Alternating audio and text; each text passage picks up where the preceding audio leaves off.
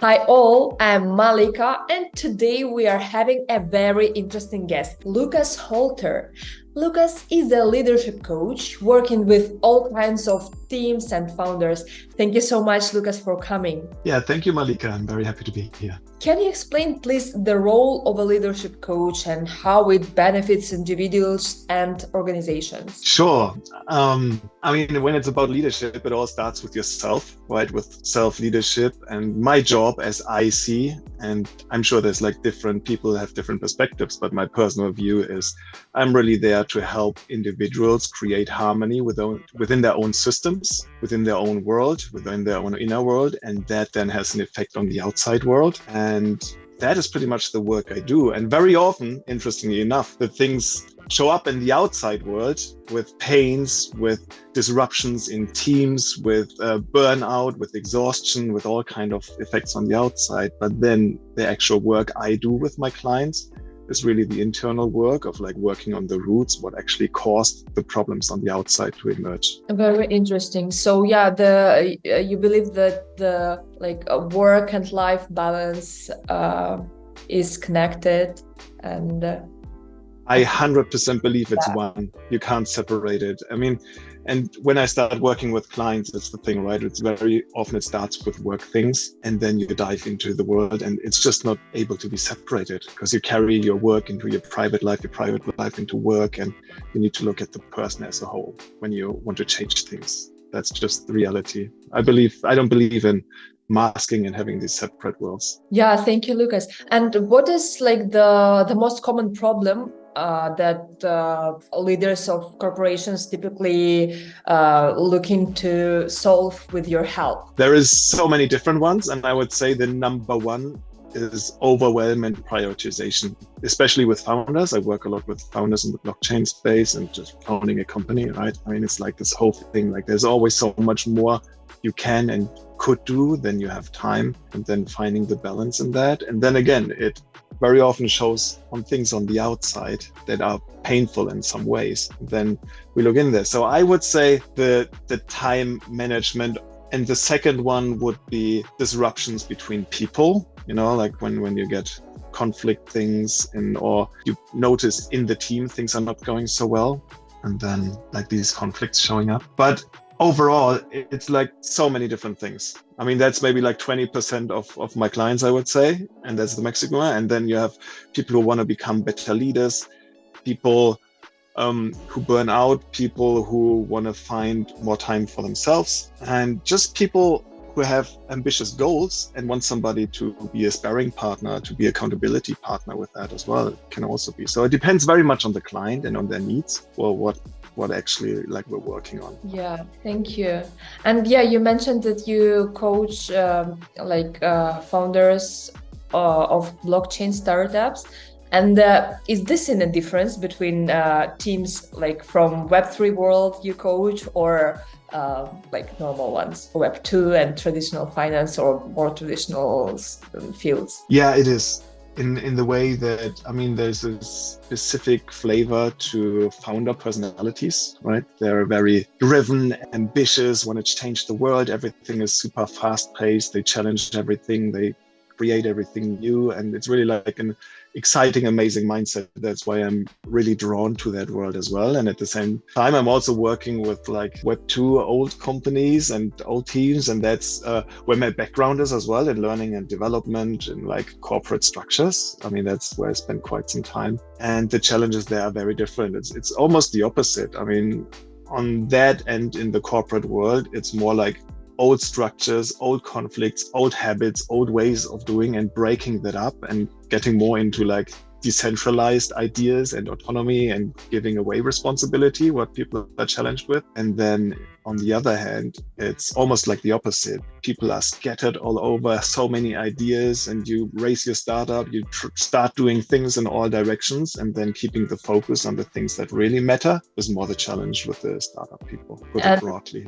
Yeah, thank you. And would you say that, I don't know, Web3 people burn out faster because of these new ideas and everything new, the they want just, as you said, to change the world? I wouldn't say faster. They burn out for different reasons. Or I mean, burnout is such a big word, right? So if you look at Elon Musk, for example, right? I mean, he's working like, you don't know, 70 hours a week, sleeping under the desk and just being constantly on fire and hyperactive. And he's not burned out. He's fine, right? And probably 95% of normal humans would burn out in his conditions. And that I see very similar with startup founders, right? They have so much energy and passion they can put into it. They put so many hours and effort into it, and yet they don't burn out on that.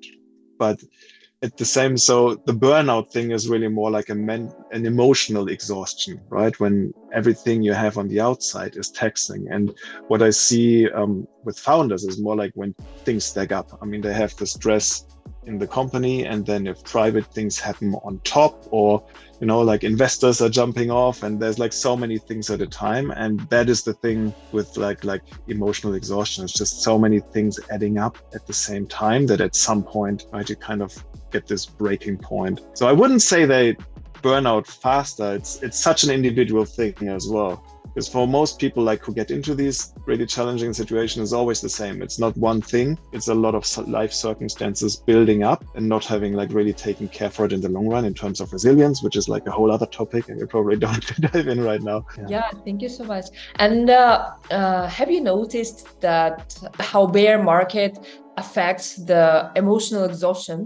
Oh, totally. I mean, it's the financial stress for founders, especially, right? I mean, if there's no funding, it's like people are chasing for funding and spending most of the time there. And knowing that the market sentiment is difficult also puts, like this whole mindset on there. Wow, it's challenging. And then it is actually challenging. And the uncertainty of you don't know when it ends is also like a stress. So I totally see that it's taxing everyone in a way. Okay. And at the same time, I mean, that's what everyone is saying, and it's also true.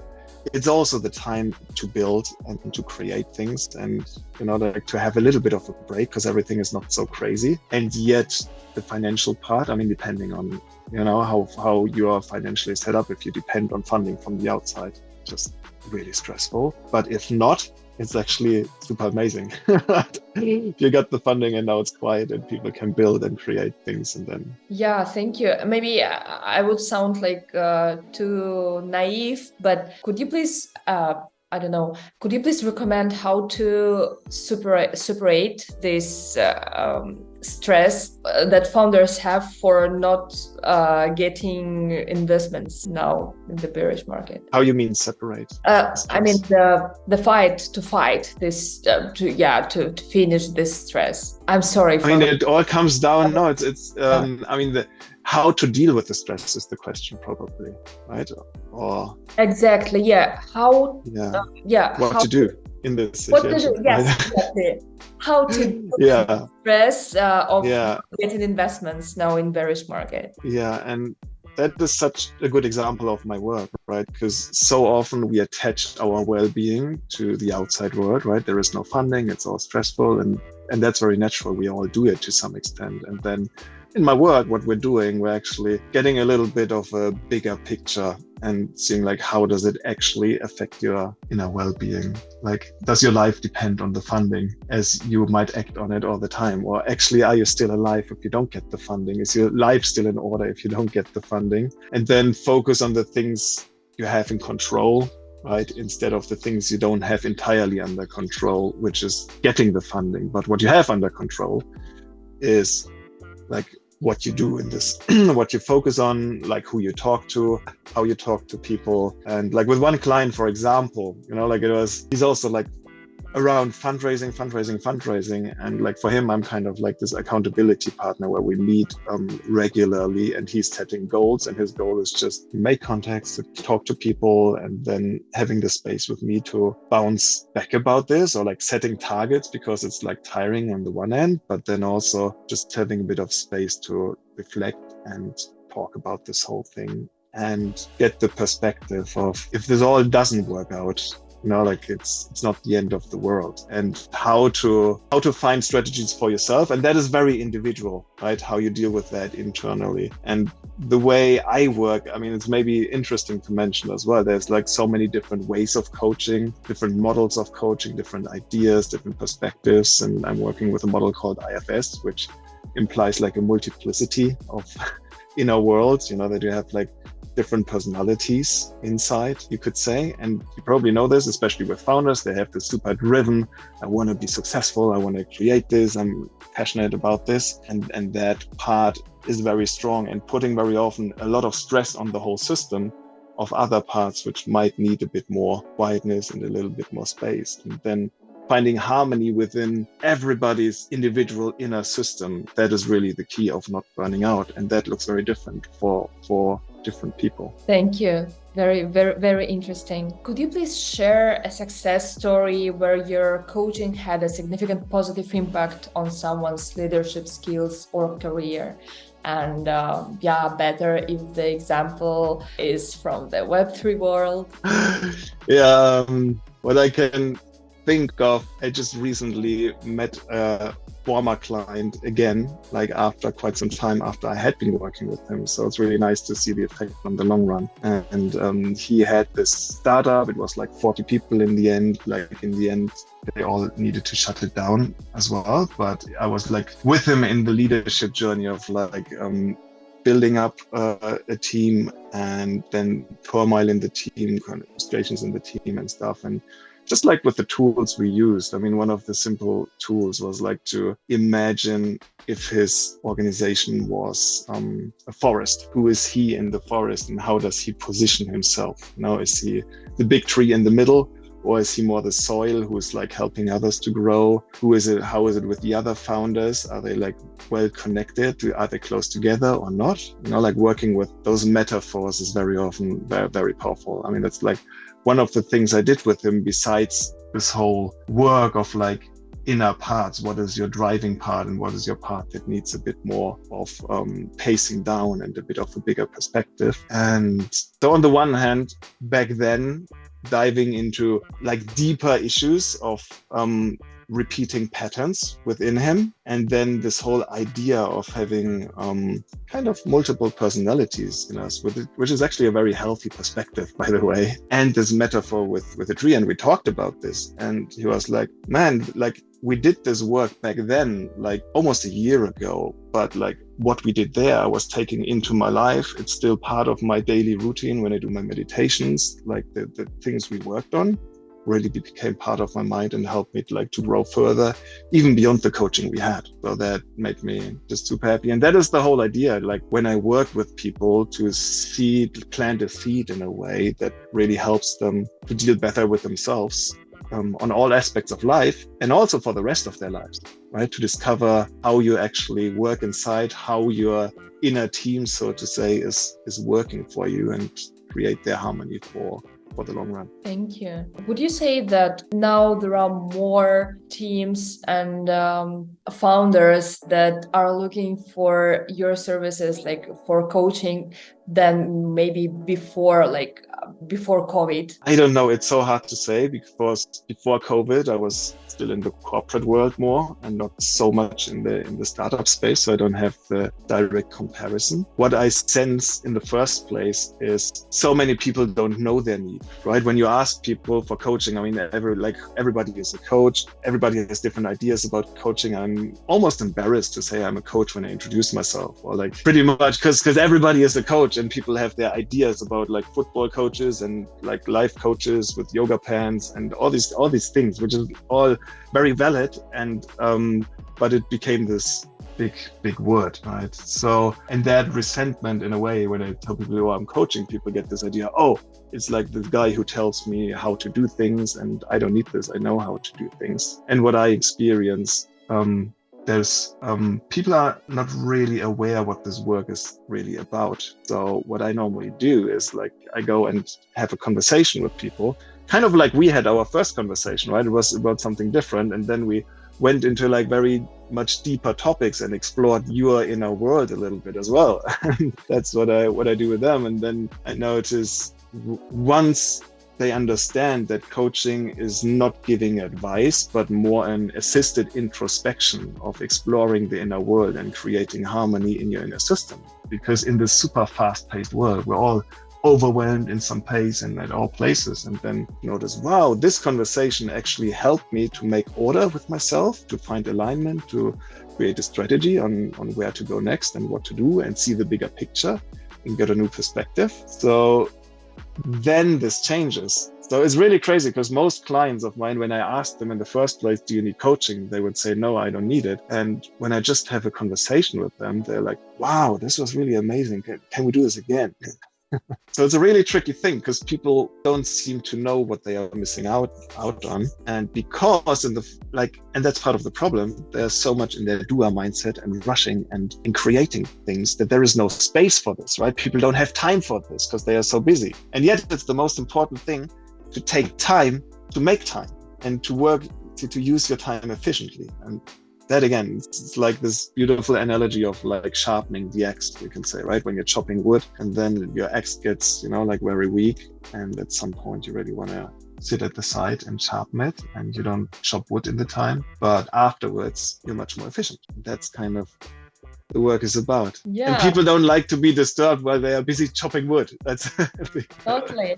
And especially for startups that don't have much revenue yet, it can be costly and maybe inaccessible, right? And what do you think? How would you convince them that they really need coach? Yeah, it's a really tricky thing, right? Because I also need to live from something, so right, it does cost money, and then there is a lot of startups who don't have funding yet, and I also work with some, and then some of them actually pay me from their private pocket, because they see the value and they see it's a good investment, and it just makes it makes sense.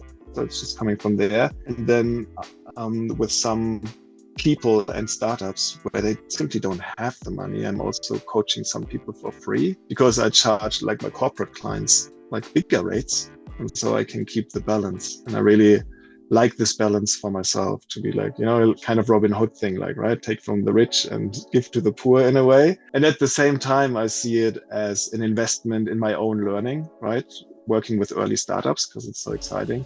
And it's also like an investment into the future. Like at some point there might like funding coming in. You never know like where these grow. And in a way it's also, it's my passion. It's what I do from my heart. So if I can give and do this, like that's kind of my calling, and that's what I really love to do. And right now I kind of have a nice balance of like good paying corporate clients and a few which I support even for free, because I also really like them and want to work with them. And that's a good place to be. And it's maybe something for everybody to reflect as well, to like, who do I actually want to work with? Like, even if they pay me a lot of money, what's my priorities in life? Which then goes again, I mean, there's so many things to it, to like your own personal goal setting, right? Is my goal setting to become rich and make this big? Or is it more on the end of, being kind of happy and being content with what I'm doing and feeling fulfillment in what I do?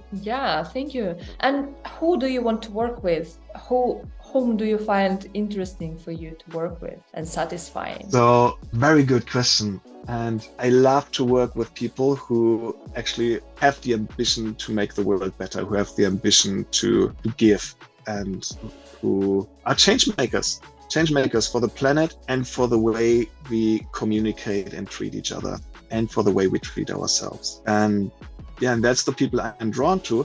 And yet, I mean, that's also another reason why I was drawn to Web3, because I mean, there's so much fuss and so many projects which are about making money and scamming people, and you haven't seen, and I mean, so many diluted ambitions in a way, right? Like we're all like sucked into this thing with like greed and tokens and making money, and there's so many emotions, and also not so healthy emotions and behaviors out there. And then, I mean, it's not that I want to exclude them in a way. Like I'd love to bring a bit more awareness into this space and get into conversations with people. And we had this conversation a little bit, right? Like what is the purpose for a company to be? Is it like making money, or is it creating something positive in the world? And the same applies to everybody individually, right? Like, what is your ambition in life? Is it to become rich? And I mean, it's this common knowledge in a way by now, like money is not going to make you happy. It makes things easier. But then when people get famous and rich, most of the celebrities, right, they're still depressed and they find out, fuck, like it hasn't changed so much. Actually, I'm still miserable inside. Like, what's giving me really fulfillment in my life? And in my experience, and also that's what research is saying, being of service to others is that thing that makes us the most happy. Thank you so much. And do you think that Web3 teams generally have a healthy team dynamic and like a good vibe inside the team? I refuse to generalize the question because it depends mostly on the founder, on the leader. I mean, and that's with all corporation, right? It always starts from the top, and it depends like what kind of personality is the guy or the people who founded it. And that culture is going to happen within the team. And that can be from super amazing, what I see a lot or mostly, to, yeah, it's a bit of micromanaging. I can't let go of things. I do everything myself. I don't trust my people, which is creating more like of this tight thing, right? Like I don't really trust myself in some things, and that is very often reflected onto other people. And that's like all creating that. And then it all comes back to this work of like creating self-confidence, self-awareness, self-harmony, so that you can create a healthy system on the outside. Yeah, thank you. Yeah, I asked this question because it was like the first impression for me, because most of the Web3 teams are the founders are young and modern, and they have a lot of energy. And yeah, for me, the first impression when I just got into Web3 space was like, everybody is so amazing. And yeah, the environment is so healthy that you're totally and I agree. I mean, that's why I'm drawn to the space as well, because I mean, I see so much energy and amazing people also in the regenerative finance space, in the refi space. I'm like working there quite a lot because it's just like what is close to my heart, right? To create solutions, like use the technology to create solutions for our being together and our planet. And in that space, it's just so many amazing individuals, and such a pleasure to interact and be with. Yeah, thank you, Lucas. And can you please discuss the importance of self-awareness and leadership developments and how you help clients cultivate it? I'd love to. I mean, it ties into what we talked about before, right? The self-awareness. The question is like, what is the self? How can I be aware of what that is? And with this idea I'm working with is that the self is beyond your actual roles and parts you have, right? You have this role of a startup founder, and then right, and you have this path that is really ambitious and going for it, and then you're also a private person, you have friends, you have family, and then you want to have like your free time. You also might be kind of wounded from the past of being a nerd and being bullied at school, right? Which is also like part of your personality and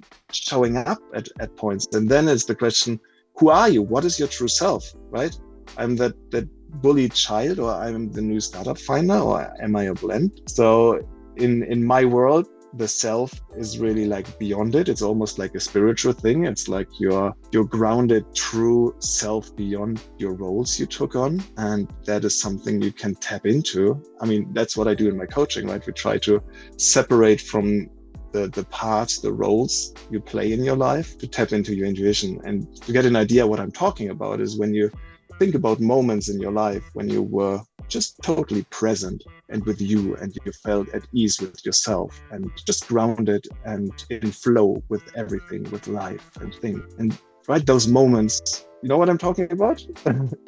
Yes, I think so. When is a moment, when is like a moment for you when you say like, wow, I'm really super grounded in flow and in touch and self-aware and confident and in touch with my true self? Can you think of a moment? Oh, yes. Yeah. I think in my case, I'm being chaotic. So today I feel super self-confident. I am like super proud of myself now, for example. But in a couple of hours, I would feel myself miserable. And what am I doing with my life? Yeah, but we are not to discuss my personal. Yeah, Well, but that's the interesting point, right? Like we have these moments when we feel very centered and grounded and there, and then at another moment, this chaotic part of me is like taking over, and it feels like, wow, it's even not me anymore. It's like something else. And then the next moment, I need to be in a meeting, or right now I'm in this interview, and I have my I'm the super good leadership coach role hat on me, right? That's what I'm playing right now.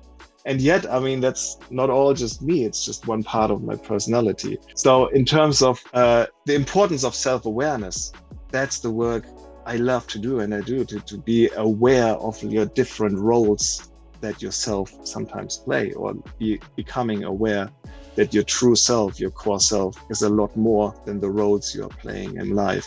And once you're aware of this, it's such a powerful thing. Because then when your chaotic part, right, is taking over, you can realize and you can be relative from it and be away a little bit from this idea, wow, that is myself, that is me, I'm just chaotic. I mean, it's not you, you're not totally chaotic. It's just this one aspect of you, right, which comes through sometimes. And there is another aspect which is super in order and grounded in there. So, I mean, that is the basic idea I personally work with. Other people would give you a different definition. And then the importance of it, right? The moment you realize how your inner system is not in harmony and you manage to create harmony within yourself and become aware of yourself and of your parts, that is, in my world, like true self-awareness. And then if you're aware of that inner team, I love to call it, I like to work with it, right? It's like an inner team of different players who are like kind of forming this whole team, and then you go out in the world and interact with people. And that self-awareness then obviously affects everything on the outside, how you communicate with others. If you're communicating with others from your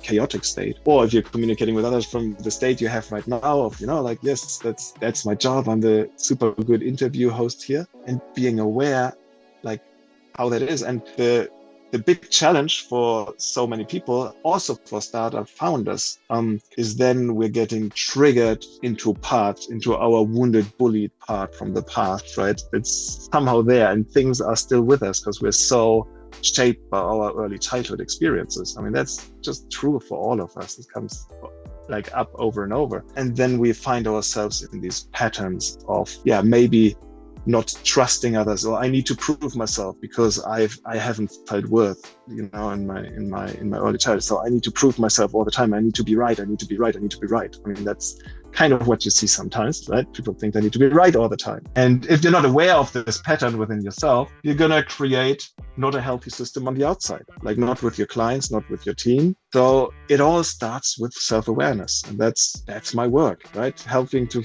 find self-harmony and awareness within your own system to then influence the systems on the outside in a healthy way. Yeah, and speaking about I want to be right, I want to be right, how do you assist founders, leaders of teams if they face financial losses or legal challenges because of their decisions, leadership decisions? What do you do?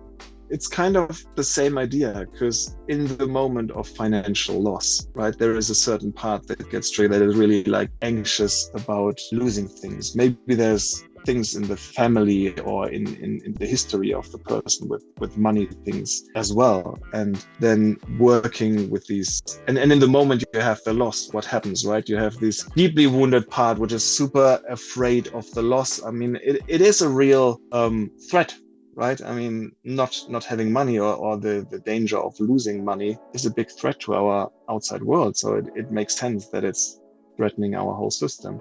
But then being a relative and again, separating that part that feels really stressed out about this from your actually core self of who you are, and then creating that harmony within the system. Again, like it comes back to that again and again. And I've experienced like financial losses as well in my life. And I know it's really painful. And what happens, it just feels like it's overwhelming. It's really difficult to manage with, because same with me, like my own wounded parts would just be so triggered and anxious to like take over my whole system. And then it's this gradual process of making peace on your inside, coming with different techniques, and that can be meditation, that can be breath work, that can just be a coaching session of where we're actually giving a bit of space of all the drama which is there from your core self of being, and then creating there. And I mean, I remember also another client I was working with when he just lost his company and everything, you know, Web3 company, and it all like blew up in a way. And he was there with a lot of debt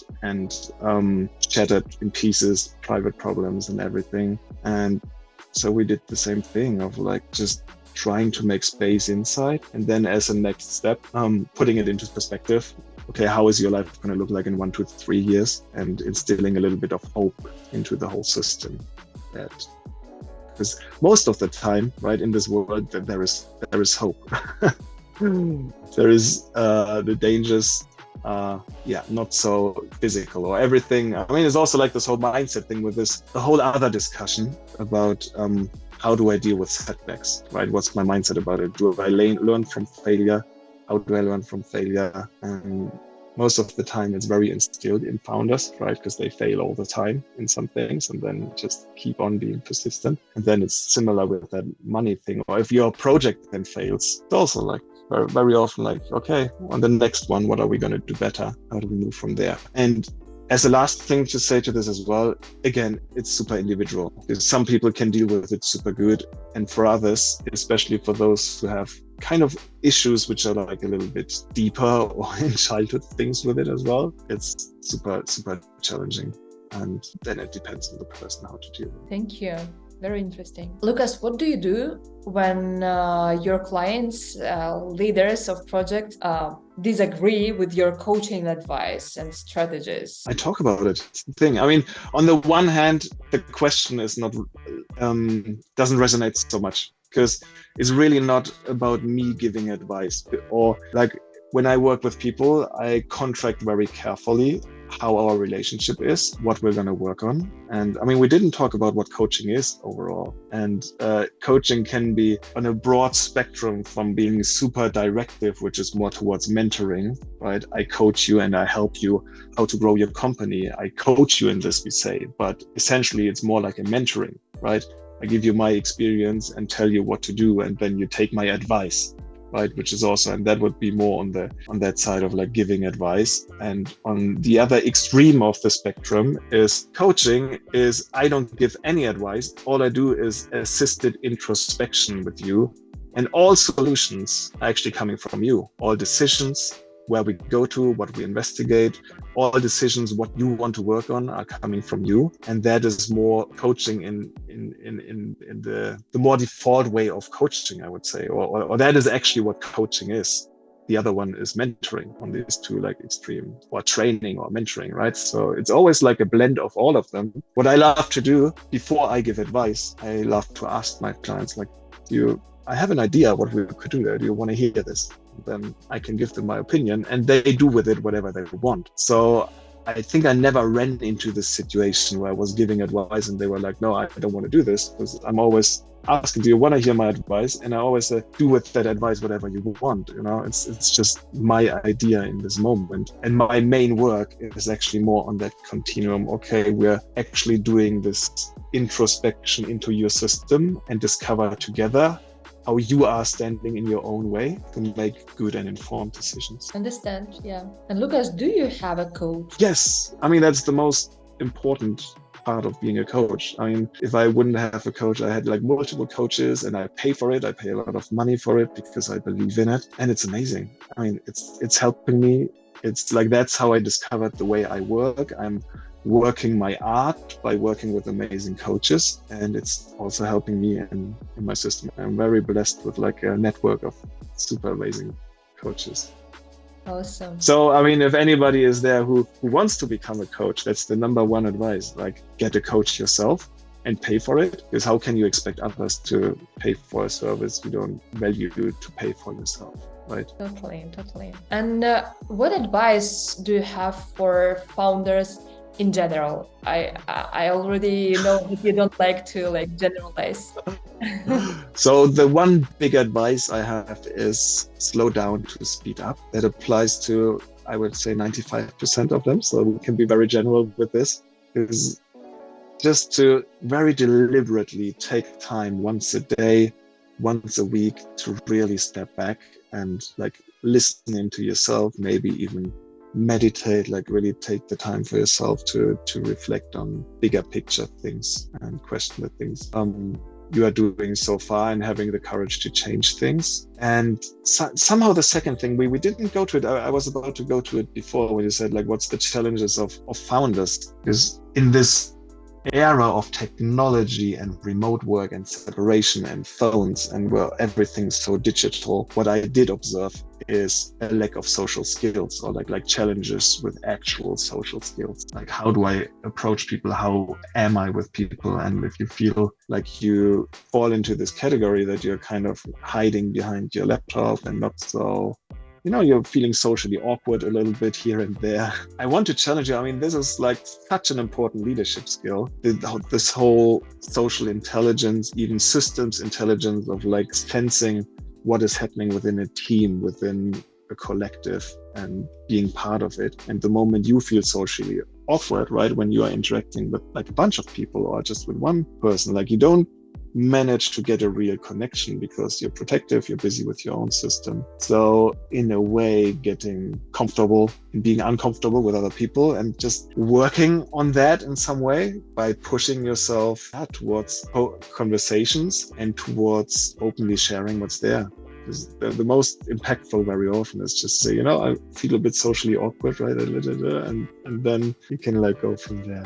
Or maybe those two things. Thank you so much, Lucas, for your time. I enjoyed it a lot again, and I'm sure it's going to be a very helpful and informative video for our listeners and viewers. And thank you again for coming. Yeah, thank you, Malika. It was a pleasure, as always.